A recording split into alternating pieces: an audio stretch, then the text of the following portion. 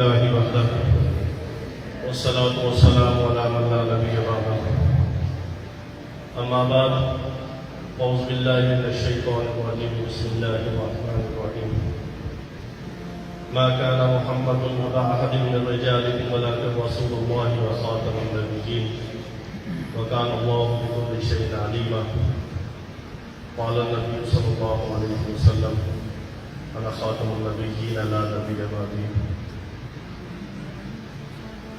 حضرت اقدس کا حکم ہے، اس لیے میں کچھ اپنا سبق آپ کے سامنے سنانا چاہتا ہوں اور کچھ حضرت کے حکم پہ کارگزاری اور کچھ کام کے حوالے سے کچھ کام کی ابتدا کا پس منظر حضرت اقدس کے حکم پہ کچھ تحدیث نعمت کے طور پہ کچھ عرض کرنا چاہتا ہوں. 2011 میں حضرت مولانا طارق جمیل صاحب دعوت برکاتہ العالیہ نے مجھے حضرت اقدس کا تعارف کروایا. مولانا طارق جمیل صاحب نے حضرت کی بڑی تعریف فرمائی اور کام کے حوالے سے ہم تو بالکل تاشنا تھے، ہمیں تو کوئی پتہ نہیں تھا. تو پھر میں نے مولانا سے ہی حضرت کا نمبر لیا، پھر کئی دفعہ حضرت کو فون کیا. حضرت کی مصروفیت کی وجہ سے کبھی فون بند ہوتا تھا، پھر کبھی حضرت نے کہیں نہیں فرمایا. ایک دفعہ حضرت سے بات ہو گئی، پھر حضرت نے اپنی ایک ساتھی کو فرمایا، انہوں نے مجھے کتابیں بھی پڑھی حضرت کی ساتھ. یہ بات پھر 2012 کی شروع کی ہے. میں نے کتابیں پڑھی تو ایک دعوت کا جذبہ پیدا ہوا، ورنہ دعوت ایمان کے حوالے سے ہم بالکل غافل بھی تھے اور ناآشنا بھی تھے. میرے والد صاحب علیہ رحمۃ تبلیغی بزرگوں میں سے تھے، ان کا انتقال ہو گیا 11 میں، لیکن غیر مسلموں میں دعوت کا کام ہمارے لیے بالکل اجنبی تھا، اتنے غافل تھے. تو پھر میں نے حضرت سے گزارش کی. حضرت ایک دن بڑی شفقت اور محبت فرماتے ہوئے فون پہ مجھے توبہ کے کلمات پڑھا کے تو اصلاحی تعلق میں مجھے اپنے شفقت کے سائے میں جگہ عطا فرما دی. تو حضرت سے اصلاحی تعلق کے بعد اور دعوت کی تھوڑی سی فکر پیدا ہونے کے بعد کچھ تھوڑا سا میرا معمول بنا. تو میرے کو استاد محترم ہے، انہوں نے فرمایا کہ جب آپ قرآن پاک مکمل کرتے ہیں تو قبولیت کا وقت ہوتا ہے، خاص طور پہ معمول کلمات کے ساتھ غور کیا جائے. تو ایک دفعہ میں نے حضرت سے گزارش کی تو حضرت نے فرمایا کہ مسلمانوں کے جتنے مکاتب فکر ہیں، مسالک ہیں، ان میں تو بالکل ہی ایسی کوئی بات نہ کی جائے، بلکہ غیر مسلموں کی فکر کی جائے، ان کے لیے اللہ سے مانگا جائے، رویا جائے. حضرت کی اس بات میں میرے ذہن میں اللہ رب العزت نے ایک بات ڈالی. تو میں نے ایک دن ختم قرآن کے موقع میں رات 11 بجے کا ٹائم تھا، 2012 کی 7 دن کی رات تھی. تو میں نے سجدے میں حضرت کے حکم کے مطابق مجھے وہ بات یاد آئی تو اللہ رب العزت نے کچھ الفاظ میرے منہ سے نکالے جو سمجھتا ہوں کہ شاید میرے ذہن میں نہیں تھے بالکل، ورنہ ہمارے اندر تو بڑا تعصب تھا، بریلوی جو بندی حدیث یہ وہ جو بھی. اللہ رب العزت نے وہ الفاظ ایسے میری زبان سے نکلوائے کہ میں نے سجدے میں سر رکھے ہوئے یہ دعا کی کہ یا اللہ،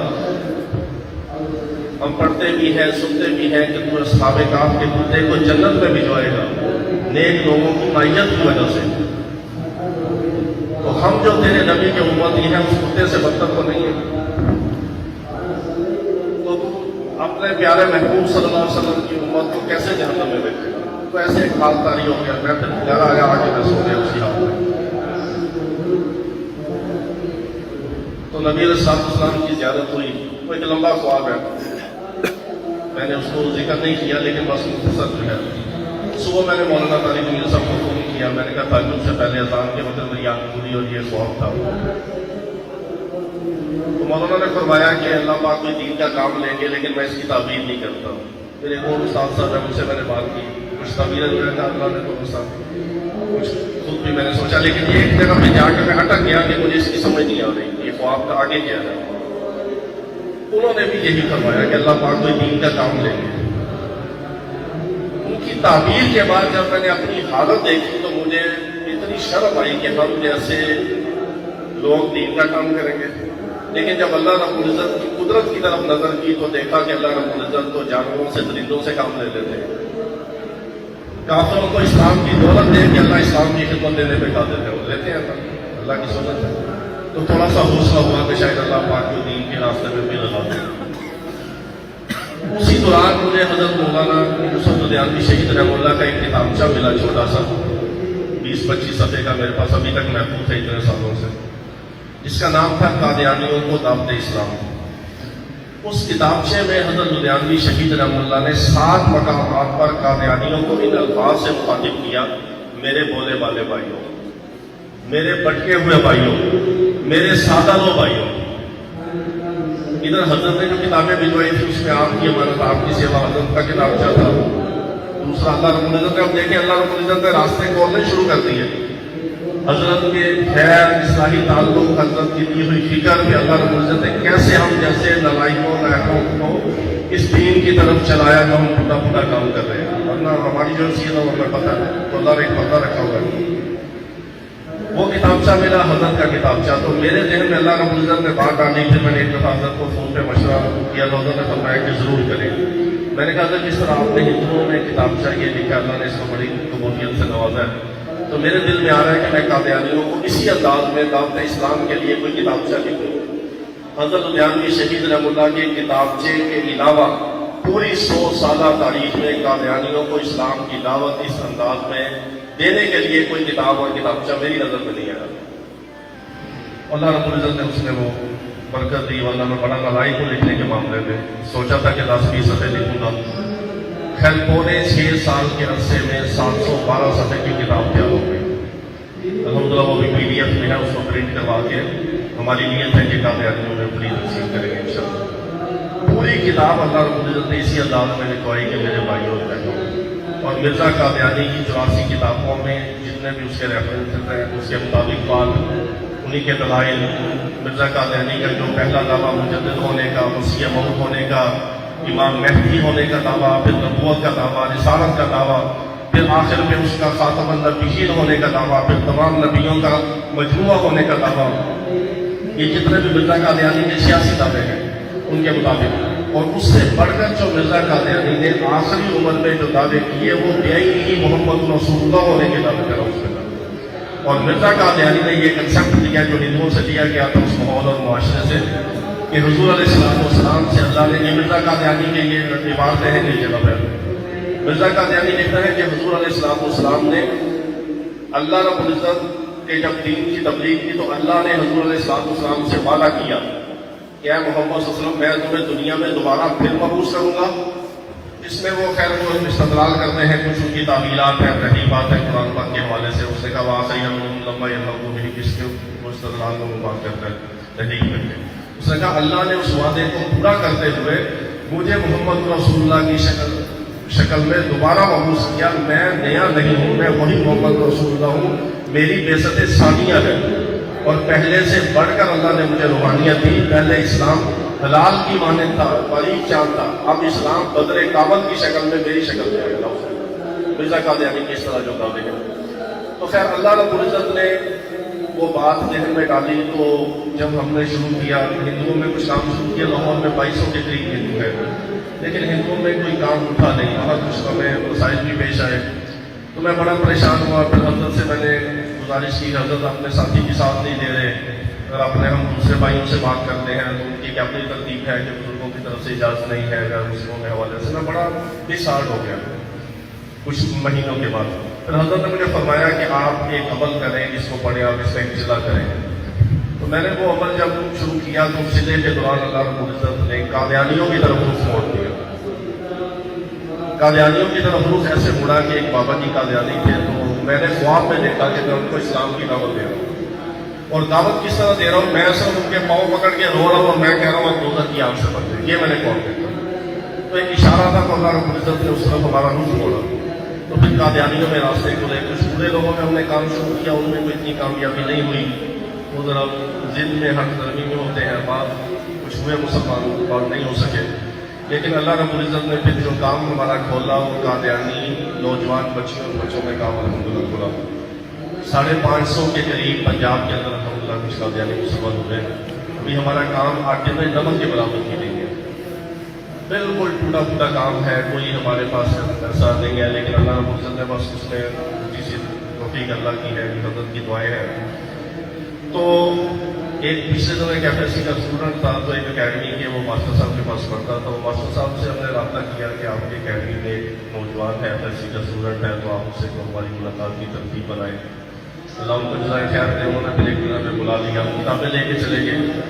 ہمارا طریقہ کار یہ ہوتا ہے کہ ہم جو قادیانی حضرات ہیں ان کو ہم اسلام کی جو دعوت دیتے ہیں وہ انہیں کی کتابوں سے دیتے ہیں. ہم اپنی کوئی کتاب اپنی بات نہیں پیش کرتے، انہیں کی کتابیں ہم ساتھ لے کے جاتے ہیں. ایون یہ قرآن پاک کا جو ترجمہ ہے تفسیر صغیر کے نام سے مرزا طاہر کا، ہم وہ بھی ساتھ لے کے جاتے ہیں. اگر ترجمہ بھی دکھانا ہے تو انہیں کا، اسی سے دعوت دی. اس بچے کو ہم نے مرزا قادیانی کے جب سارے دعوے دکھائے، مرزا قادیانی کے ہاتھ سے عزت کی شان میں، انبیاء علیہ السلام کی شان میں جو گستاخیاں لکھی گئی وہ دکھائی.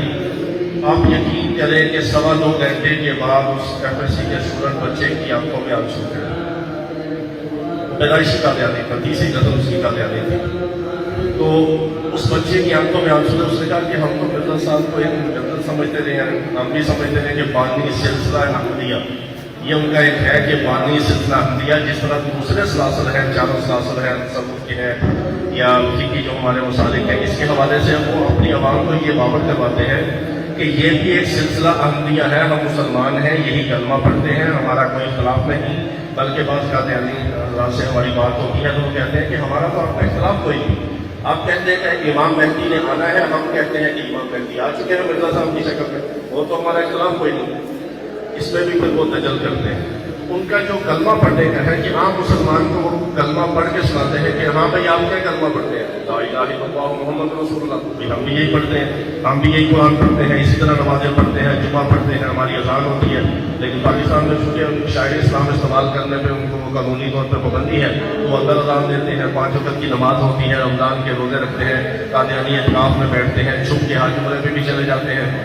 جن کے وہ فارم پہ نہیں لکھا ہوتا وہ حج عمرے کے لیے چلے جاتے ہیں قادیانی سے. تو انہوں نے کہا کہ ہمارا اور آپ کا کوئی فرق نہیں ہے. آپ تو مسلمان ایک دوسرے کو کافر کہتے ہیں، ہمیں کہہ لیا تو پھر کیا؟ آپ کی نظر میں تو دوسرے بھی ایک دوسرے کو آپ کافر کہتے ہیں تو ہم بھی کافر. اس طرح وہ بات کر کے تعبیر کر کے مسلمانوں کو مطمئن کرتے ہیں. اب اس کا جو ان کا حوالہ ہے کہ لا الہ الا اللہ محمد رسول اللہ، ہم بھی کلمہ پڑھتے ہیں، اس کا پھر ہم جواب تو یہ دیتے ہیں. قادیانیوں کی کتاب ہے دا ریویو آف ریلیجنس، کلمۃ الفصل کے نام سے. وہ مرزا بشیر احمد مہدی جو مرزا غلام احمد قادیانی کا چھوٹا بیٹا تھا جس کو نعوذ باللہ وہ قمر الانبیاء کا خطاب دیا انہوں نے، اس نے اس کتاب میں لکھا ہے کہ غرض اب اسلام میں داخل ہونے کے لیے یہی کلمہ لا الہ الا اللہ محمد رسول اللہ ہی ہے. آگے وہ لکھتا ہے کہ اس عبارت میں آپ کو سنا، آگے وہ لکھتا ہے کہ فرق صرف اتنا ہے. پتہ چلا کہ کلمے میں فرق ہے.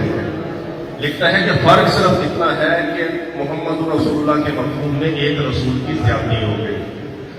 اس سے پتہ چلا کہ جب قادیانی کے کلمہ پڑھتے ہیں تو محمد رسول اللہ سے مراد مرزا قادیانی کو لیتے ہیں اور پھر مرزا قادیانی کی بعثت ثانیہ کو مراد لیتے ہیں کہ وہی محمد رسول اللہ کو نعوذ باللہ اللہ نے دوبارہ قادیان میں مبعوث کیا نعوذ باللہ. اور اسی کو آگے بڑھاتے ہوئے مرزا قادیانی نے جو اپنا الہام بیان کیا کہ میں نے تو مرزا قادیانی نے وہ جو اپنا الہام بیان کیا کہ میں نے کشف میں دیکھا کہ قرآن پاک میں یہ لکھا ہوا ہے اِنَّا أَنزَلْنَاهُ قَرِيبًا مِنَ الْقَادِیان کہ ہم نے اس قرآن کو قادیان کے قریب نازل کیا.